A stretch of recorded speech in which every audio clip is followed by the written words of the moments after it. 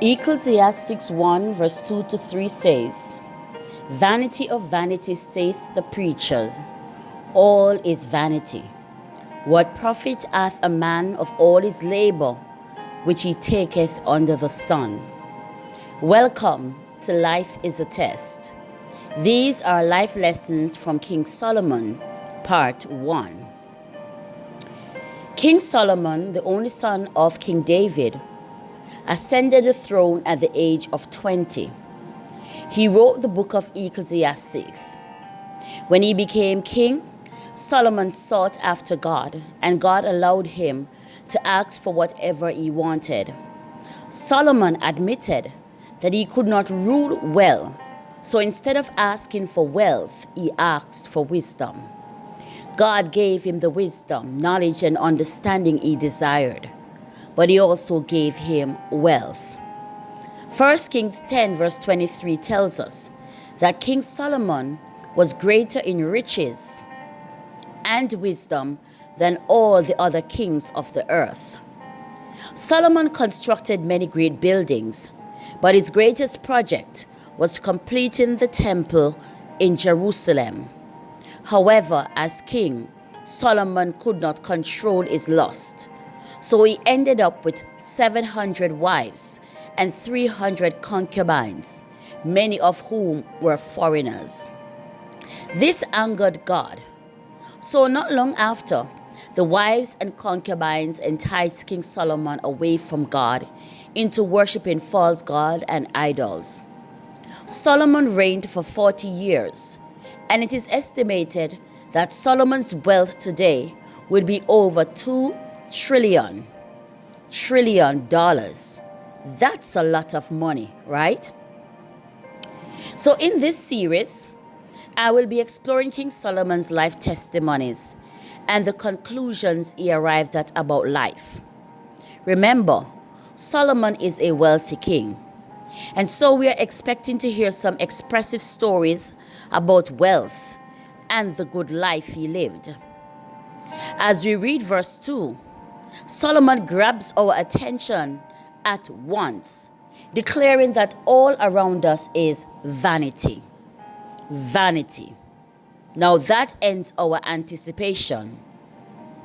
And also in verse 3, Solomon asks the question, What profit hath a man of all his labor, which he taketh under the sun? Jesus asked a similar question in St. Mark 8 verse 36. He said, For what shall it profit a man if he shall gain the whole world and lose his own soul?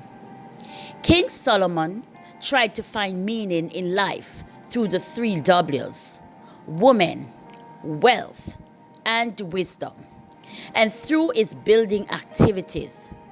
And after all that, the wealthy and wisest man could only conclude that all under the sun is vanity. In this life, we all desire all or some of what Solomon had. There are some men who desire to have a wife but have concubines. Almost everyone in this life desires wealth, but not everyone desires wisdom and understanding. There are persons like myself who desire knowledge and will study to the highest level, but the question still remains, what profit hath a man of all his labor, which he taketh under the sun? Solomon was a rich king, but when he looked at the task he had ahead of him as the ruler of the land, he knew that money could not govern the people. He needed something more. So in 1 Kings 3, the Lord appeared to Solomon in a dream by night and asked him, What shall I give thee? This question to Solomon was not because he had made great sacrifices, but because his heart was surrendered to God.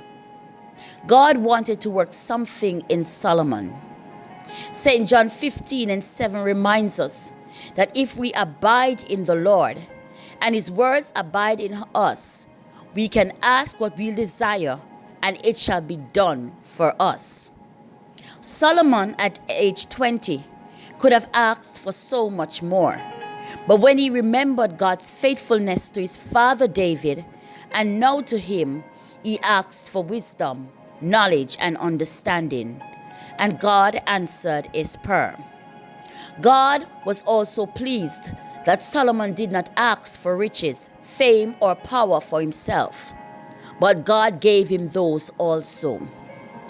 In 1 John 5 verse 14 it says, "Now this is the confidence that we have in him, that if we ask anything according to his will, he hears us."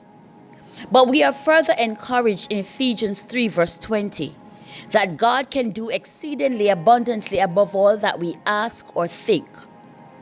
Another reason Solomon asked God for wisdom and understanding is that his father had instructed or taught him to get wisdom, get understanding, and forget it not. Now the question I will ask here are, if in a dream you are asked the same question by God, what would be your answer? And what instruction have you given your children that they will remember even after you pass from this life? Ponder on those. In the first 3 verses of Ecclesiastes 1, some important words are mentioned. The first one is preacher. Solomon called himself the preacher, which means teacher, the communicator, or one who brings the assembly together. Then the word vanity. This occurs at least 38 times throughout the book of Ecclesiastes. And it means lack of usefulness, lack of worth, that which is empty and worthless. Then, under the sun. This phrase is mentioned 29 times, and it means to think and act from an earthly point of view or to look at things carnally. Let's look critically at life. We grow up being told that education is the key. We were told that life without God is useless, and with God all things are possible. So we attended Sunday school. Some of us gave our lives to the Lord, and today some of us are still serving the Lord. However, everyone is impacted by everyday events, and sometimes our purpose on earth and our outlook on life are affected. Everyone at one point or another has fallen out of line with God. And regardless of what happens, we find ourselves back under the sun, looking at things carnally. At the beginning of our life, most of us attained 6 years of elementary education, 5 years at a high school, and 3 to 6 years of university education. We worked hard to get good grades and graduate with all the necessary credentials. But as Solomon asked, "What profit or benefit hath a man of all his labor which he taketh under the sun?" We who are under the sun, that thinks and act from an earthly and carnal point of view, would say there is much profit. We receive a degree, a master's in education, a good job, high positions, fantastic vacations, expensive and brand name shoes, bags, and cars, and we get a great retirement. But when we gain all these, how long will they last? How much can we take with us when we die? How much is attributed to God's favor? We often drive ourselves to obtain things in this world that we think are in the best interest, but it is not in God's interest. Solomon gained so much in life and thought of everything in a secular manner. But now towards the end of his life, he reflects, and his conclusion is, all is vanity, all is empty. The proverb says, "Do not put your eggs in one basket." And this encourages us not to invest all we have in our earthly baskets, but store up treasures in heaven, in our heavenly basket, by serving God, worshiping God in spirit and in truth, living clean and pure lives, praying and fasting, helping others, because we can gain this whole world but lose our soul. Remember, Jesus asked, "For what shall it profit a man if he shall gain the world and lose his soul?" I hope you have been blessed through these devotions. I would like to hear from you. So reach out through WhatsApp at 441-519-8087.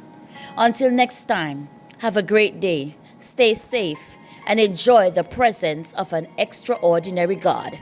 Blessings.